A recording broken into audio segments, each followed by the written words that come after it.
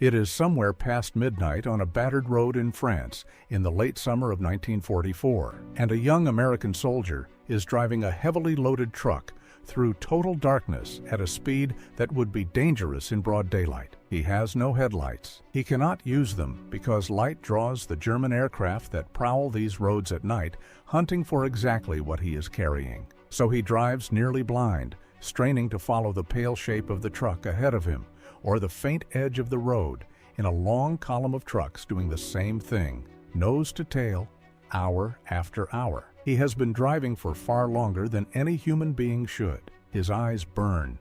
His head nods. He fights the overwhelming pull of sleep with everything he has, because if he loses that fight for even a few seconds, he will run off the road, or into the truck ahead, or into a ditch, and the load he is carrying will not reach the men who are desperately waiting for it. And the load he is carrying is fuel. He is one of thousands of men doing the same brutal work, night after night and day after day, in a desperate, unglamorous, round-the-clock relay stretching for hundreds of miles across France. And here is the thing you have to understand, the thing that the famous story of the liberation of France almost always leaves out. Every one of the thrilling images you associate with that summer. The American tanks racing across the French countryside, Patton'S spearheads tearing across the map faster than anyone believed possible, the great pursuit that chased the beaten German army toward its own border. Every mile of it depended completely on this exhausted young man and the thousands like him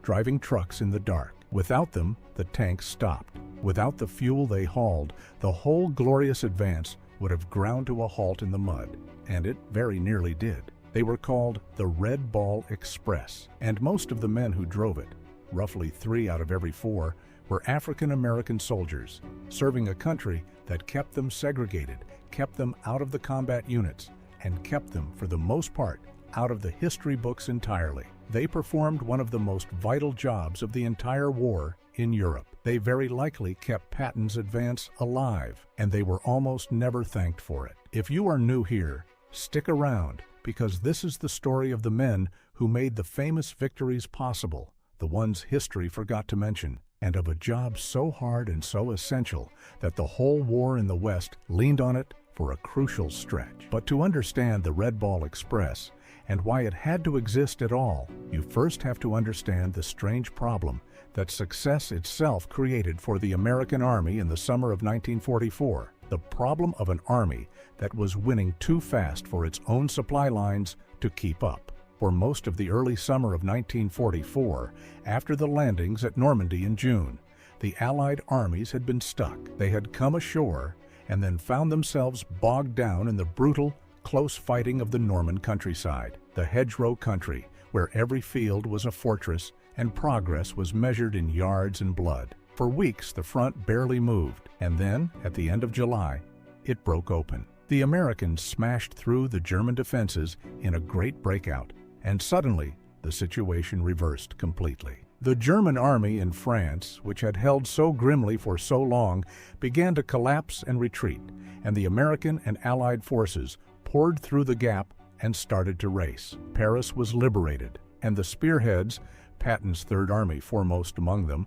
took off across France in a headlong pursuit, covering in days the kind of distances that had seemed unthinkable weeks earlier, chasing the broken enemy east toward Germany. It is hard to overstate how sudden and how intoxicating that reversal was. For weeks, the army had been grinding forward yard by yard, and then, almost overnight, it was flying. Towns that the planners had expected to reach after months of fighting fell in days. The maps in the headquarters could barely keep up with the advancing arrows. There was a real sense that summer that the German army in the West was finished, that the pursuit might not stop until it reached Germany itself, that the war might be all but over by Christmas. And the commanders at the front, Patton above all, wanted nothing more than to keep the pressure on relentlessly, to never give the beaten enemy a chance to catch his breath and reorganize. Speed was everything. Every day of rapid advance was a day the Germans could not use to build a new defensive line.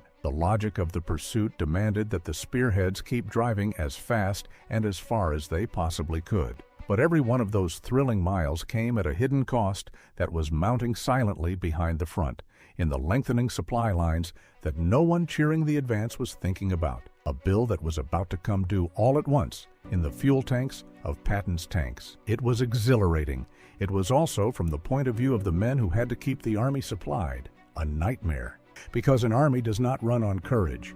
It runs on fuel and ammunition and food and spare parts and 1,000 other things, all of which have to be physically carried from where they are stored to where the fighting is. And in the summer of 1944, the distance between those 2 points was growing longer every single day at a terrifying rate. Here was the heart of the problem. The supplies were coming in through the beaches of Normandy and a limited number of ports far to the west, near where the invasion had landed. But the front was now hundreds of miles to the east and getting farther away by the hour as the spearheads raced ahead. Normally, an army moves the bulk of its supplies by railroad.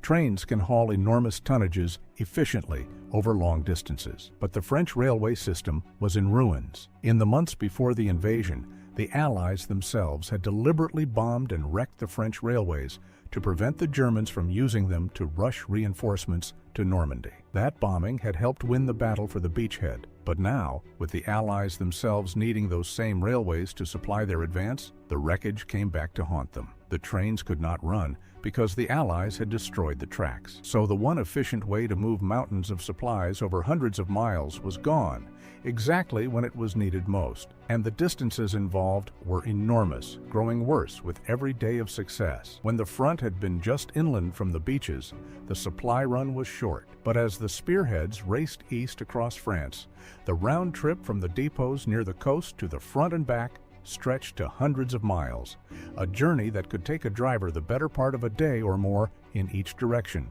over roads that ranged from decent to ruined. And here was the cruelest mathematics of all. The trucks themselves ran on fuel, and the farther they had to drive to deliver fuel to the front, the more fuel they burned just getting there and back. Past a certain distance, a truck could consume a significant share of its own cargo simply making the trip, so that a growing portion of the effort went into moving the supply system rather than supplying the army. It was a race against geometry, and the geometry was getting worse by the hour. Every mile the tanks advanced added 2 miles, out and back, to every single supply run behind them, multiplied across thousands of trucks. The faster the army won, the harder it became to keep the army supplied. Success was strangling itself, and unless someone found a way to push a colossal volume of supplies forward across that widening gap, the entire advance would starve to a halt, not for lack of courage or lack of tanks, but for lack of the humble, essential business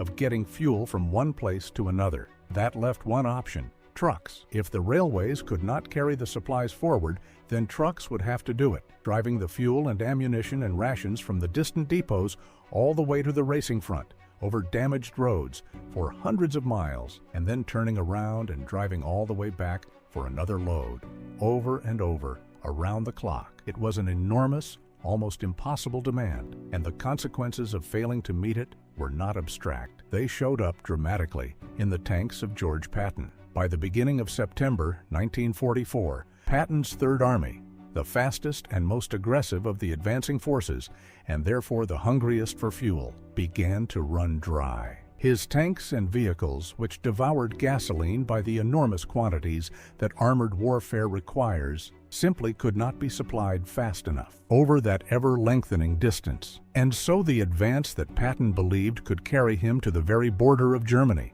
perhaps even into Germany itself, before the enemy could recover, sputtered and stalled, not because the Germans stopped him, but because his tanks ran out of gas. It was one of the great frustrations of Patton's career. He was convinced that if he could only keep moving, he could end the war in the West far sooner. And instead, he was forced to sit still and watch his opportunity slip away, his powerful army immobilized for want of fuel. He raged about it. He is remembered for insisting that his men could go without almost anything else if they had to, but that his tanks had to have gasoline, or they were nothing but expensive scrap metal. The bottleneck of the entire war in the West at that moment was not the German army. It was the problem of getting fuel from the ports to the front, and solving that problem became one of the most urgent tasks in the whole theater. Patton's frustration in those early September days has become one of the famous images of the campaign, and it captures the whole crisis in a single furious man. Here was a commander who believed, with real justification, that the German army in front of him was beaten and reeling, that the door to Germany was hanging open, and that if he could only keep driving, he might smash through and shorten the war by months, saving countless lives in the process. And he was being stopped not by the enemy,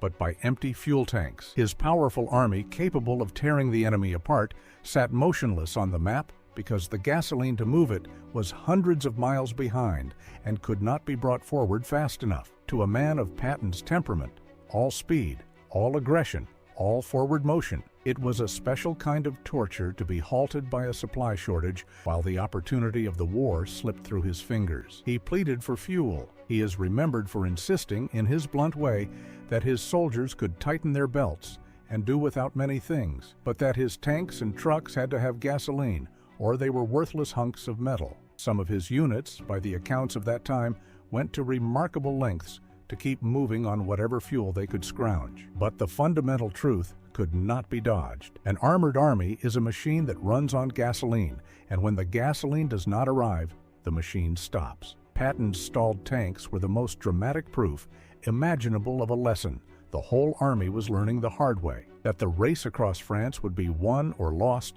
not only at the front, but on the long supply roads behind it. The answer was the Red Ball Express. The Red Ball Express was an emergency truck supply system thrown together in late August of 1944 to do the one thing that had to be done: move vast quantities of supplies forward, fast, over the long road from the rear areas to the front, and keep doing it without stopping. The name came from an old railroading term.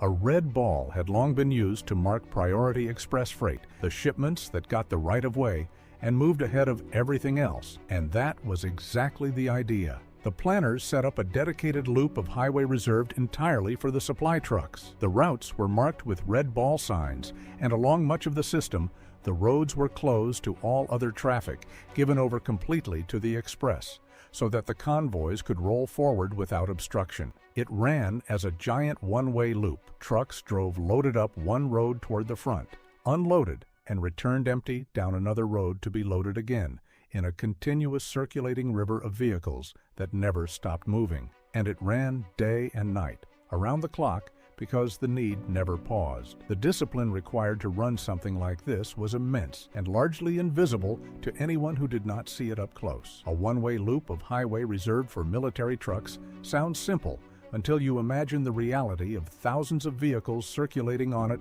continuously, in convoys over damaged roads, in all weather, day and night, for weeks. Military police worked the routes to keep the traffic flowing and to keep unauthorized vehicles off the express lanes. Convoys were supposed to keep set intervals and set speeds, though the relentless pressure to deliver meant that in practice the trucks were often pushed faster and harder than any regulation allowed. Maintenance points and fuel points had to be established along the way. Loading and unloading at each end had to be organized so that trucks were not sitting idle when every truck hour was precious. Breakdowns had to be dealt with fast, so that a single disabled truck did not clog a route and back up the whole system behind it. It was an enormous, complex, living machine made of vehicles and roads and men, and it had to keep running without pause, because the moment it paused, supplies stopped reaching the front. The planners and officers who organized it deserve real credit for improvising,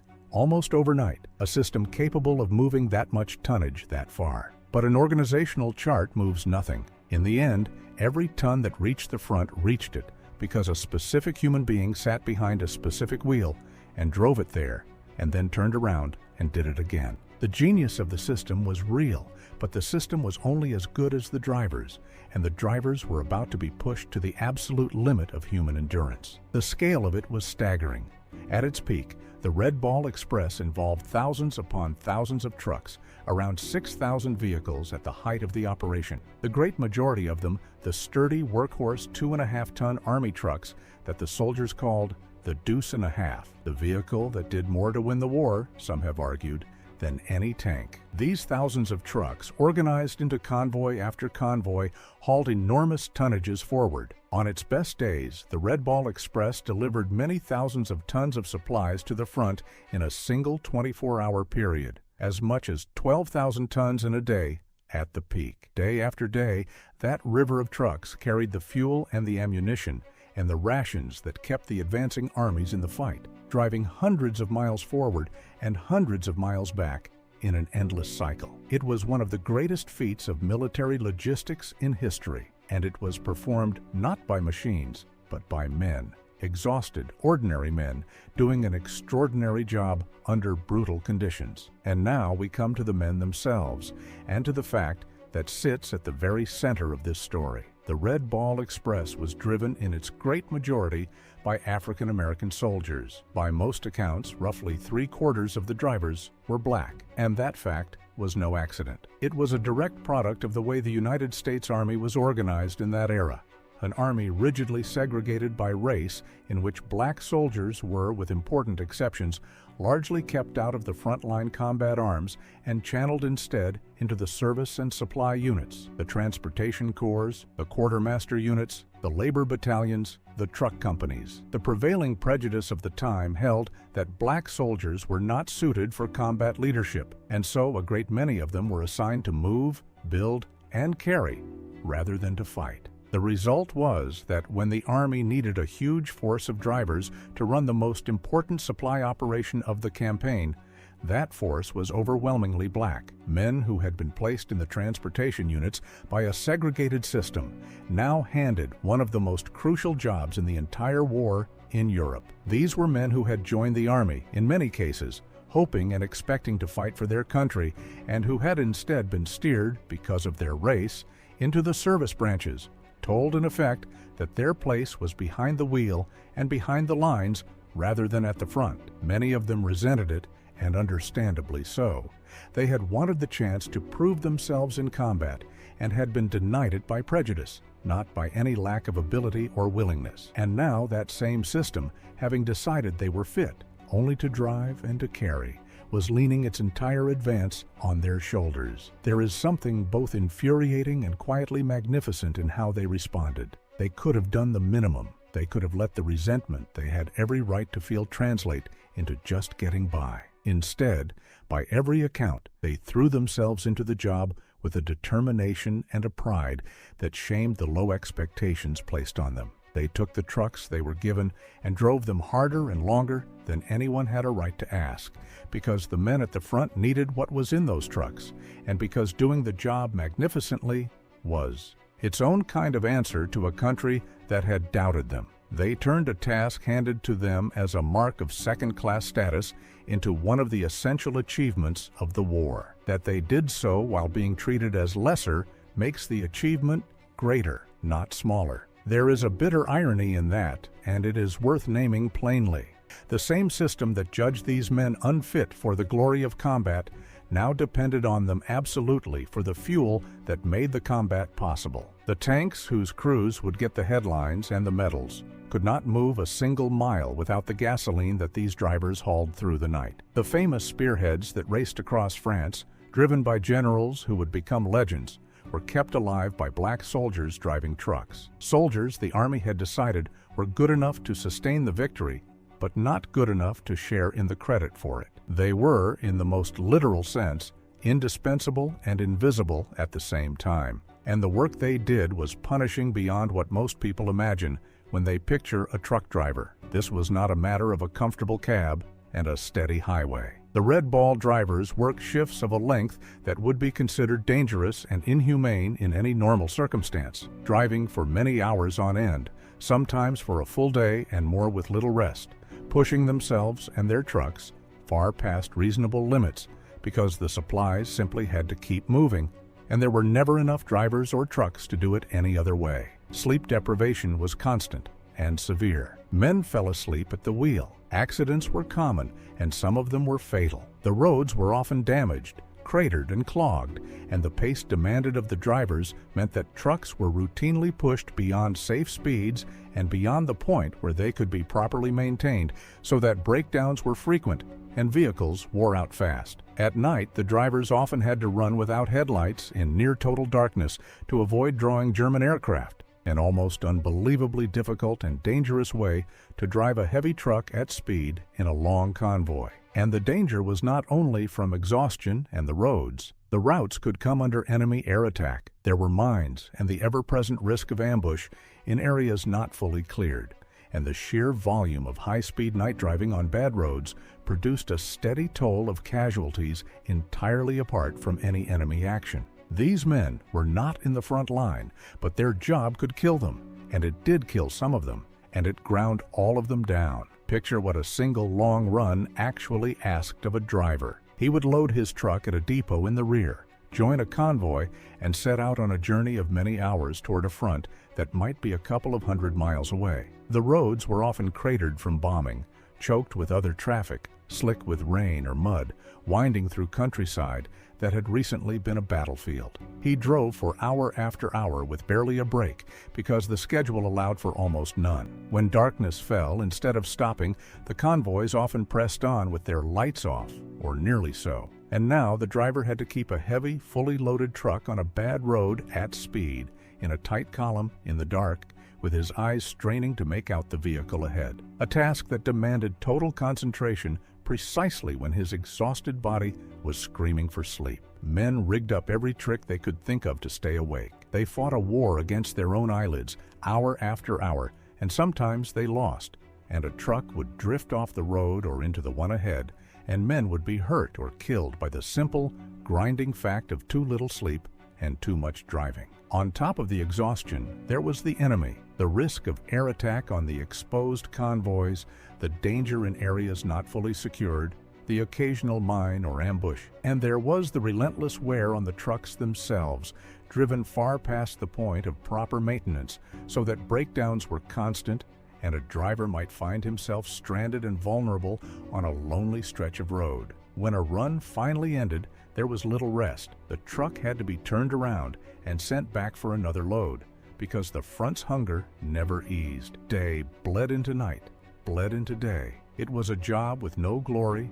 no glamour, and no end in sight, performed by men running on almost no sleep, and they did it, run after run after run, for weeks, because everything depended on them not stopping. They did it anyway. Night after night, day after day, for weeks on end, the drivers of the Red Ball Express kept the trucks rolling. They kept the fuel flowing to the tanks. They kept the ammunition moving to the guns. They kept an entire advancing army supplied over a distance that should have been impossible to bridge through sheer endurance and will and the refusal to let the convoy stop. And in doing so, they kept the great pursuit alive. Historians who study the campaign have made the case, and it is a strong one, that without the Red Ball Express and the men who drove it, the Allied advance across France would have stalled far more completely and for far longer than it did.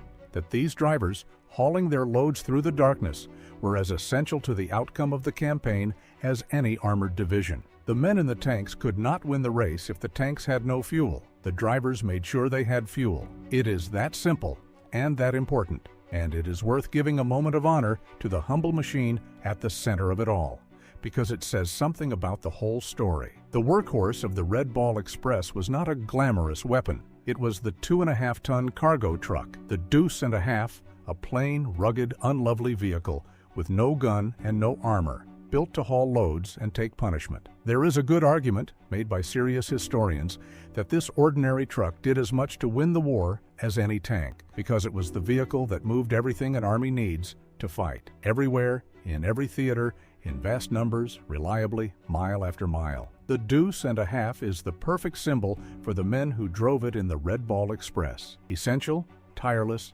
unglamorous, easy to overlook, and absolutely indispensable. No one writes songs about a cargo truck. No one puts a supply convoy on a recruiting poster. But the war was won in very large part by exactly these unglamorous things and the unglamorous men who operated them. And the Red Ball Express is the clearest proof of it. When the fighting army was about to stall, it was saved not by a wonder weapon or a brilliant maneuver, but by thousands of plain trucks and the exhausted drivers who refused to let them stop. The Red Ball Express ran for a period of weeks in the late summer and autumn of 1944, until other solutions could catch up, until ports closer to the front were opened and captured, and until the railways could finally be repaired and pushed forward to take over the burden of long-haul supply. By the middle of November, the emergency had eased enough that the express could be wound down. In its roughly 2.5 months of operation,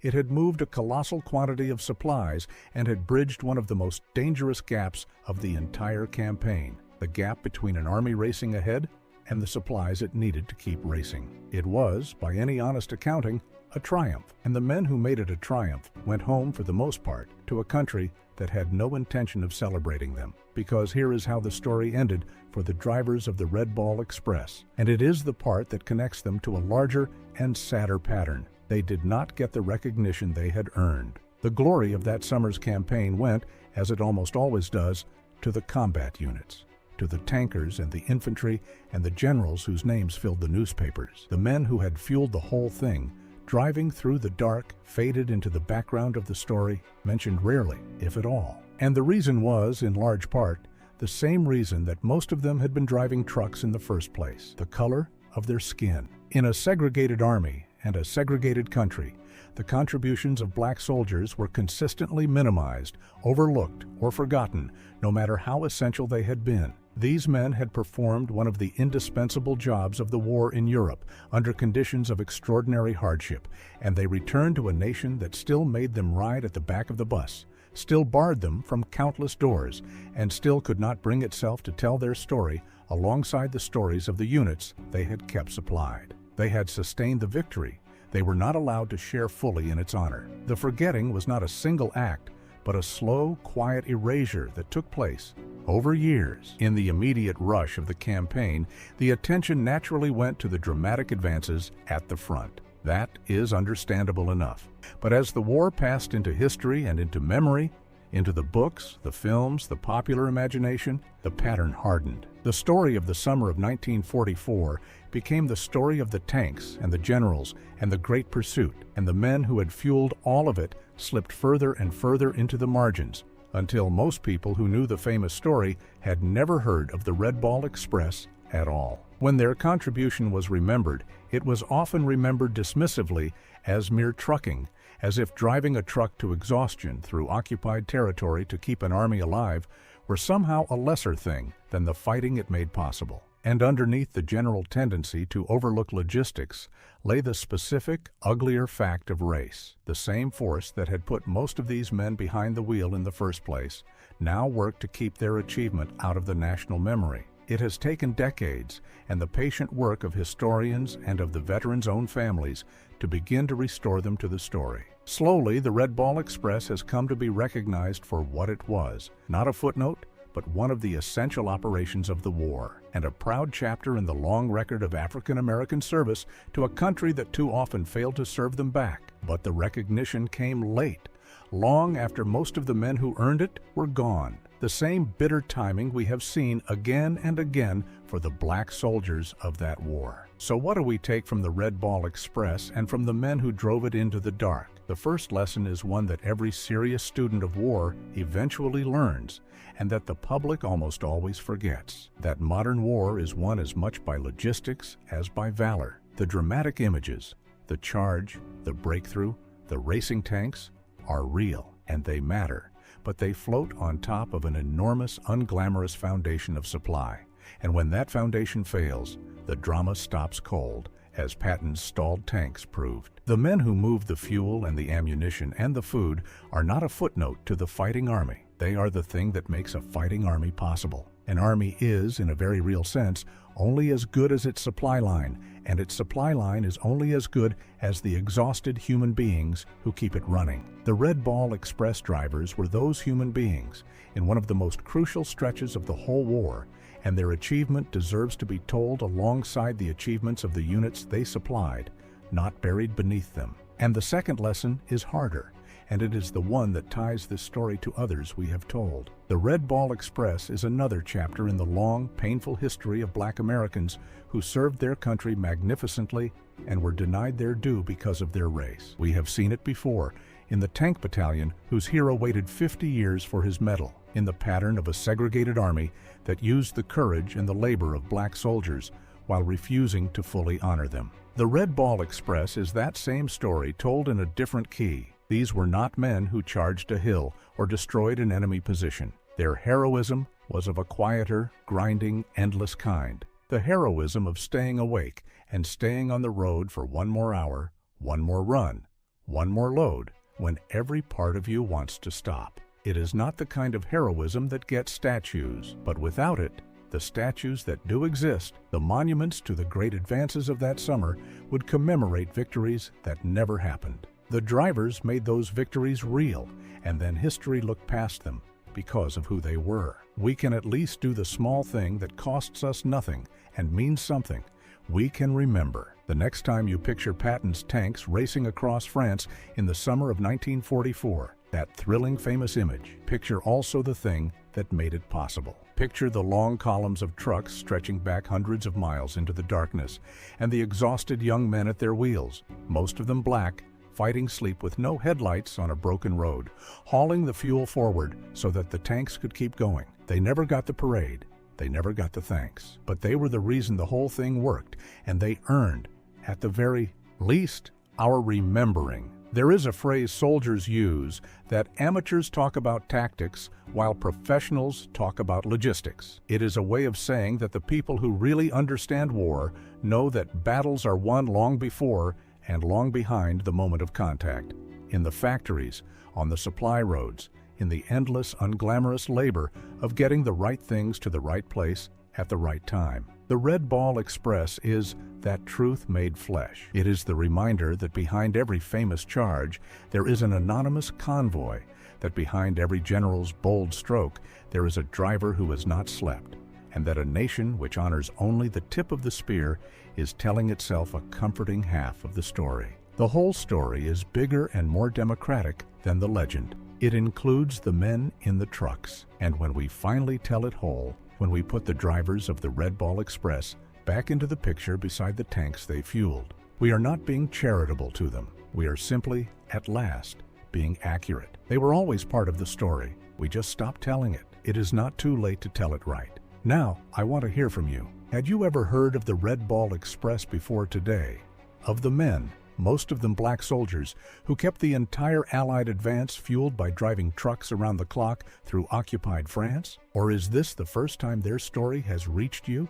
Tell me in the comments, and if you had a family member who served in a transportation or supply unit in this war or any other, tell me about them, because those are exactly the men this story exists to honor. If this changed the way you think about how that famous summer's victories were actually won, do me the simple favor of hitting the like button. It genuinely helps carry the stories of the forgotten to the people who ought to hear them. And if you are not yet subscribed, you will want to be here for the next one, because we are going to tell you about one of the most delightfully unbelievable characters of the entire war. An American pilot who flew a tiny, flimsy little observation plane, the kind you would think could not survive a stiff breeze, and who bolted rockets onto it and used it to hunt and destroy German tanks from the air. It sounds impossible. He really did it. Subscribe so you are here when we tell his story. Thanks for watching.